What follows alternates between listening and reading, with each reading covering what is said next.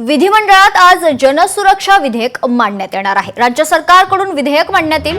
विरोधक नेमकी कोणती भूमिका घेणार हे पाहणं महत्त्वाचं असेल। विधिमंडळ समितीचा अहवालही आज सादर होईल, तर महसूल मंत्री तथा समितीचे अध्यक्ष चंद्रशेखर बावनकुळे अहवाल सादर करणार आहेत।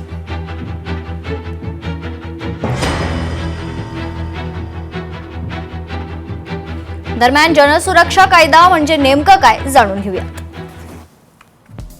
तर जनसुरक्षा कायदा म्हणजेच पब्लिक सेफ्टी ऍक्ट PSA। देशांतर्गत सुरक्षेसाठी कायदा महत्त्वाचा आहे। या अंतर्गत सार्वजनिक व्यवस्थेस किंवा देशाच्या सुरक्षेला धोका निर्माण करणाऱ्यावर कारवाई करता येते। नक्षलवादाशी वगैरे संबंधित व्यक्तीला कोणतेही आरोप नोंदवता तात्काळ ताब्यात घेता येतं। देशविघातक कारवाया करणाऱ्या संघटनांविरुद्धच हा विशेष जनसुरक्षा कायदा आहे। या अंतर्गत नागरिकांच्या व्यक्ती स्वातंत्र्याला कोणतीही बाधा पोहोचणार नसल्याची सरकारची ग्वाही।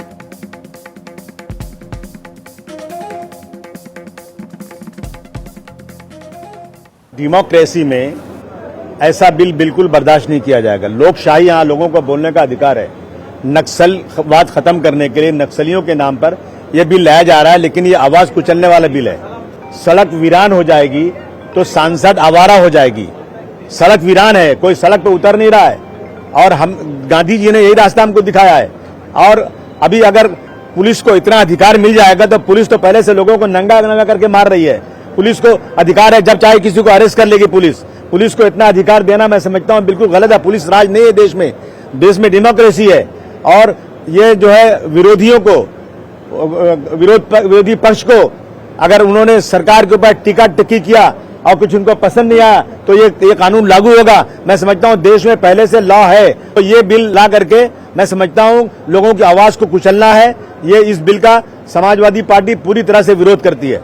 आज एक प्रमुख बैठक असते CWCची, त्याच्यामध्ये आज काय कसं अधिवेशन चालणार आहे सर्व पक्षांना त्या ठिकाणी बोलवलं जातं।